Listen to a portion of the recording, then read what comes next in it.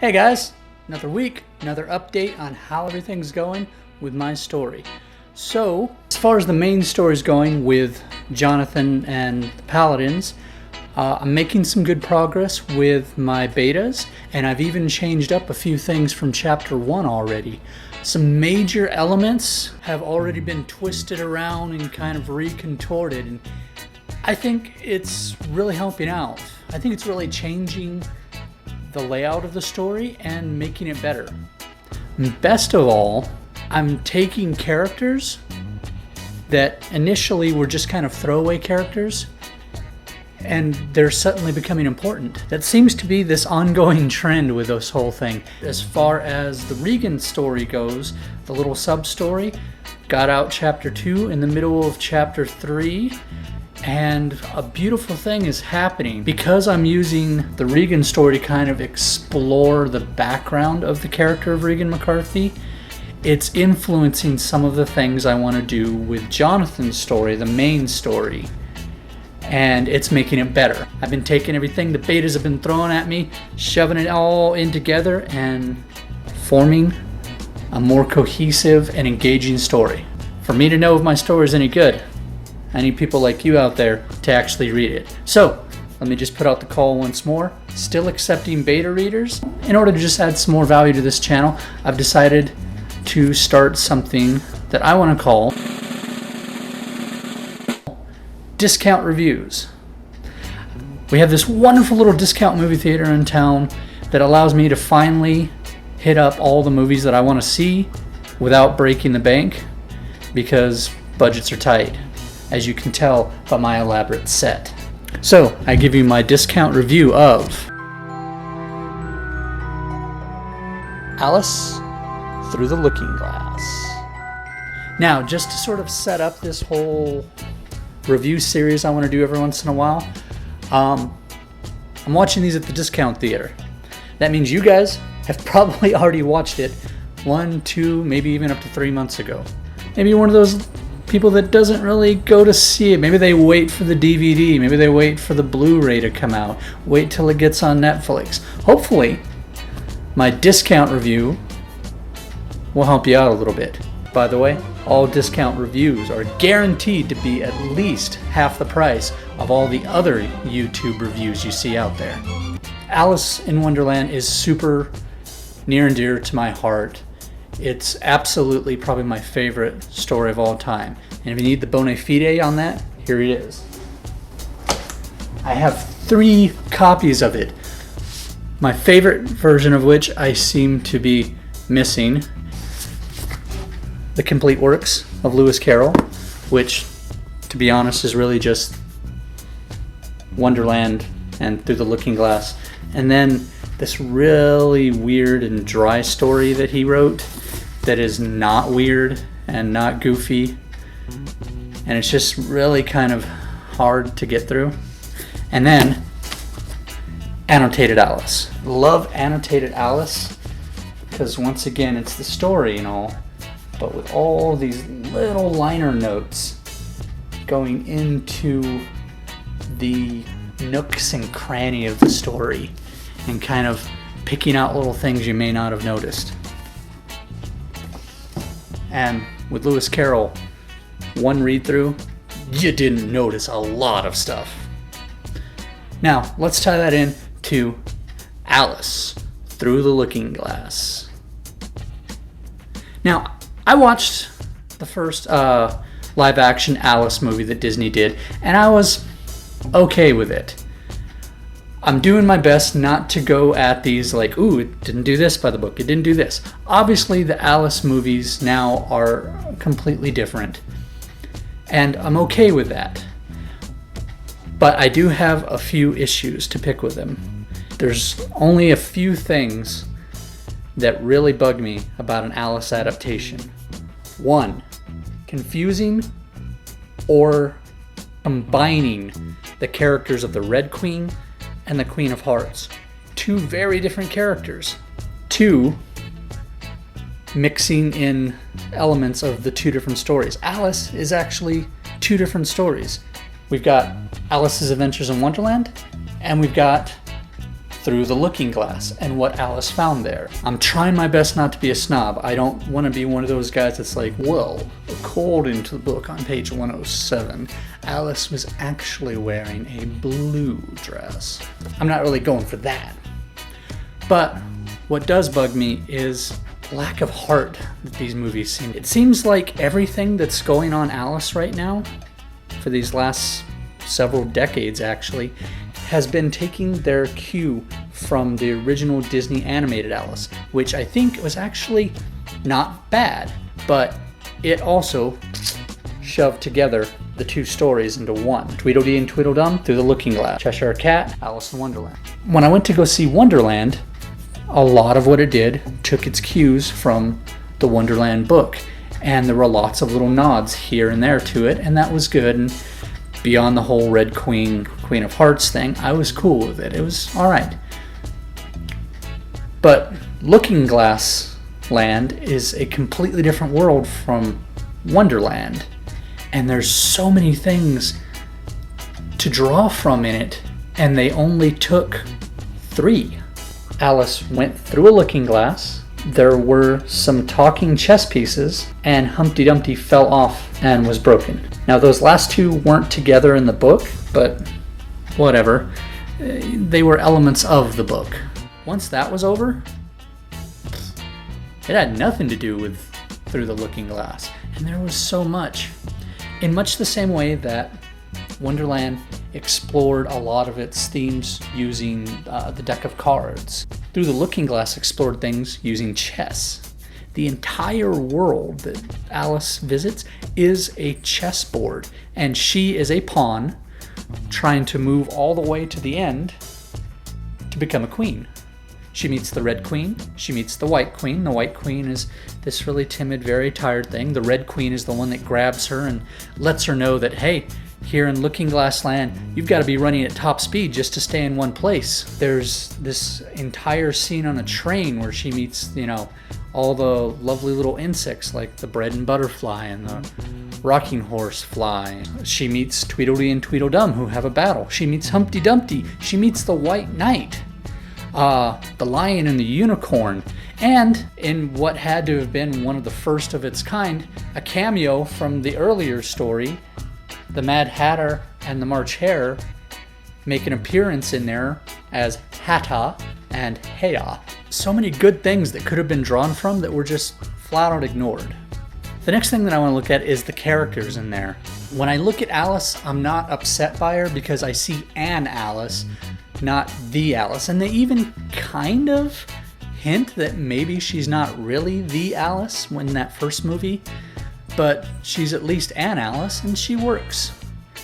I have nothing wrong with her character. She does what she does well. She's a very good character, but she doesn't act the same way that our young little Alice did, and rightfully she shouldn't. The protagonist from the 2 books was a little girl, whereas the movies was a young woman and, early to mid-20s aged woman in the second one, somewhere in there. They gave her name. I already forgot the name of the Alice from the movie, but it clearly wasn't the same one from the book. If you're kind of a diehard Lewis Carroll fan, you'll know that the Alice that was the inspiration for the books was Alice Pleasance Liddell. I'm not all that worried about that. What I am worried about are the characters, other characters that are blatantly have to be the same. Mad Hatter probably tops my list. Now, I get that a lot of people liked him, and Johnny Depp does a fine job portraying what that is, but the Mad Hatter in the stories, I don't feel like he stood out any more than any of the other characters. In the Wonderland live action movies, he is out there and zany and goofy even for where he is. And the thing with Wonderland and Looking Glass is that it's all kind of dream logic. And you've been in dreams, things make sense that don't make sense when you wake up. Everyone is like that in the books. The Mad Hatter is one of many. He's a great character, don't get me wrong, and I love him.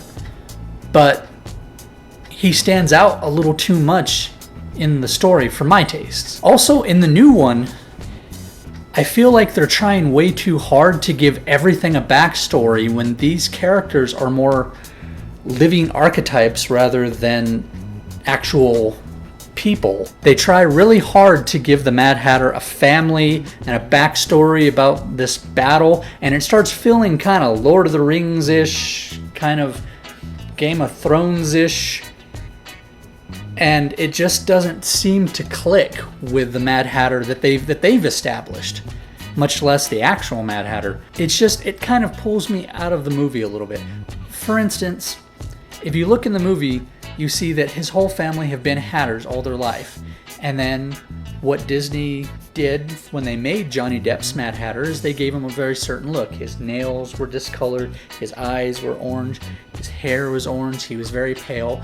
And there was the explanation that circulated unofficially, I think, that that's because he was a Hatter and he works with mercury a lot, and so that was kind of the result of mercury poisoning. But then you meet his family, who have been doing this longer than him. He's like the youngest. They're all more or less around this stuff, especially his father, and none of them are pale. I mean, they're as pale as people with red hair, you would expect them to be, but they're not like blanched white like he is, and they don't have discolored fingernails, and their eyes aren't crazy. They don't look like each other except a little bit in the hair. And that kind of takes it out for me. I'm like, if you're going to try to give some logic to the way the Mad Hatter looks, you should be extending that logic to other people in the same situation. The Queen of Hearts, she was bossy in the books, but she wasn't really that big a threat.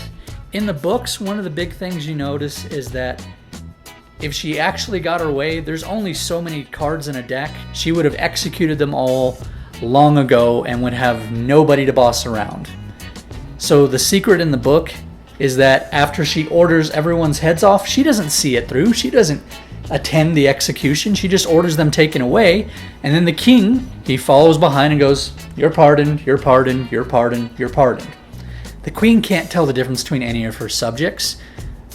So as long as she gets the satisfaction of saying, "Off with her head," that's all she cared about. One of the other characters that really bugged me was the main antagonist, I guess we'd call him, Time.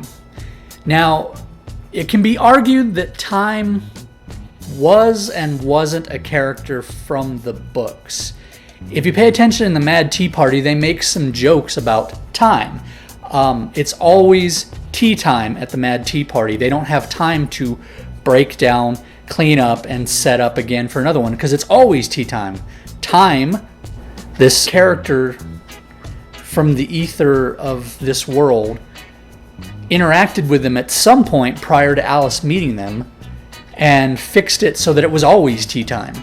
And that's why they're always moving tables. They don't have time to reset things. They just have to move to the next seat and start tea time all over again. That's why they're always going, "Switch seats!"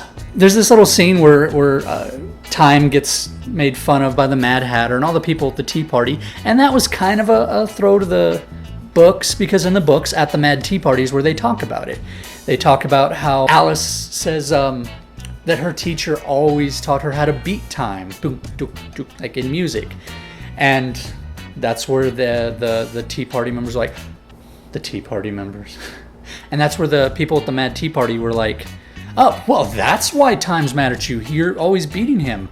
Well, I mean, it's better than killing time. Oh, if you should try to kill time, well, then he should be very upset." Once you got past that, that was the end. That was it. There was no more mention of time, just that general reference.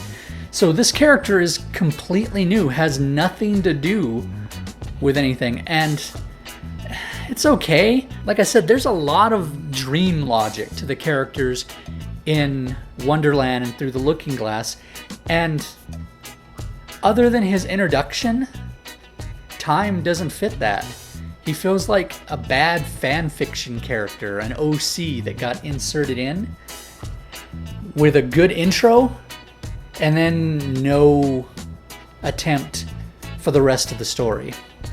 And that's really kind of how a lot of the characters feel. Now that I think about it, I did have one little thing to say about Alice. The movie asserts that what Alice is going through is not a dream, but is very much real. She went back and found something she took from the looking glass in the real world. So there's tons of evidence that it's really happening. If that's the case, spoiler alert, she gives up on the real world very quickly. She has a real problem going on in the real world that I won't elaborate on for those who haven't seen it, involving her mom. And she needs to solve it. And then when she goes to Looking Glass Land, or Wonderland rather, it's kind of like, oh, I'm sure I'll get to that eventually. Let me help everyone here. And that's fine. That's fine. She's heroic. She wants to do all this. But she quickly just puts her mom right out of her head. It would have been nice at some point for her to think, I should really get this done quickly. I've got to go back and help my mom. I've got to go back and help my family. But no, she gives no regards to anyone on the other side of that looking glass while she's in there. I wouldn't mind that in the book setting. Little girl, easily distracted, and not to mention they are dreams. That's explainable. This is supposed to actually be happening. There's supposed to be real consequences on both sides of the looking glass, and it just feels like Alice puts aside her immediate obligations and concerns to help people she hasn't seen in, I think, 10 years? I mean, I do like the character of Alice from the movie. She's a good, strong female role, and isn't all up in your face about it. This is one of those movies I went into and I was excited, and by the end I was doing this. Really? If you're a fan of the first Alice movie and you don't have to pay to see the second one, go for it. I mean, it's entertaining. Kids will love it. It's just weird enough to kind of get you a giggle. If you're a fan of Lewis Carroll, maybe not. Just because you might spend the movie like me going, what did you do?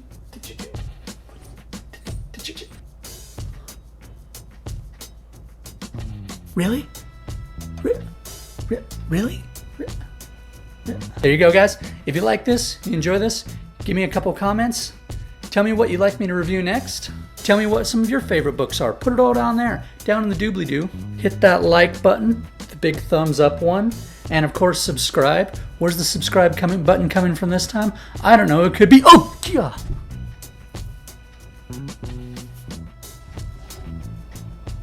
Hi, there it is. Check me out on Twitter, @Matias Tautimez. I'm on Instagram, find me on Facebook. Check out my new Wattpad story.